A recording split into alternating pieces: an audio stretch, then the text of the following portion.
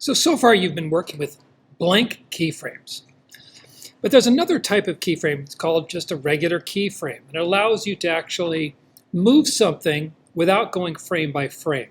Let me show you what I'm talking about. So let's say, for example, I want to have a cloud and I want it to drift across the sky, right? So I'm going to make a little cloud here.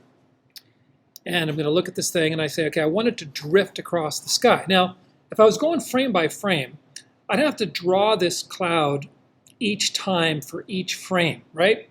I mean, I could copy and paste it, but I'd still have to do it for each single frame. So if I wanted it to drift across, say, 30 frames, that would be a lot of work, right? So with keyframing, I can do this quicker. Watch what I have to do, though. I'm going to make this cloud, and the first thing I've got to do is convert it to what's called a symbol. Now, the way you do that is you use your selection tool here, and you drag over it, make sure you've got it selected all the way, and you go to Modify, Convert to Symbol. And you can rename it. I like to do that, just makes it easier.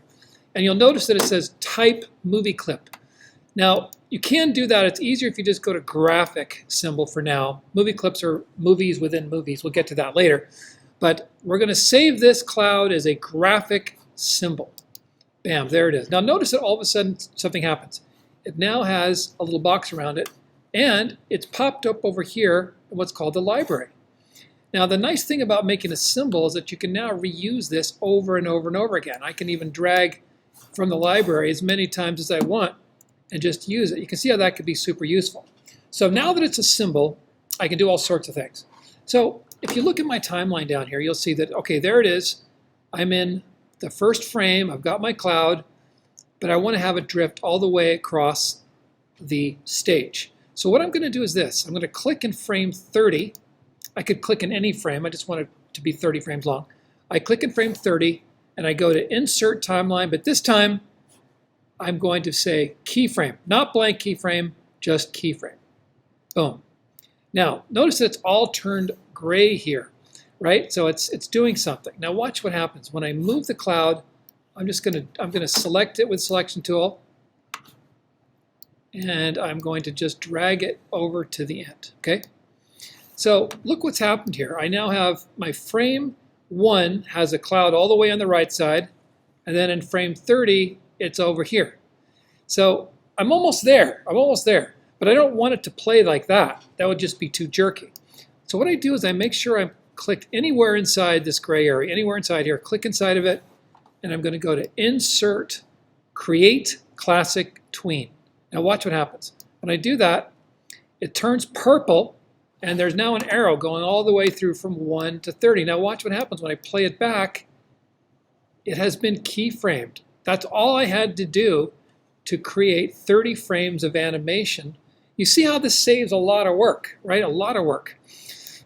Now I can also do things like this. Let's say I want the cloud to like go down a little bit and up. I can click inside here anywhere and then just move the cloud. And now look what happens here. When I do that, it adds a keyframe right there. See that dot? That's a keyframe. So now when I play back, look what happens. It drifts down and then it drifts back up. I could do that again. I'll just click here and I'll move the cloud. Maybe I'll move it down here a little bit. And you'll see that now it's going to animate along this particular direction.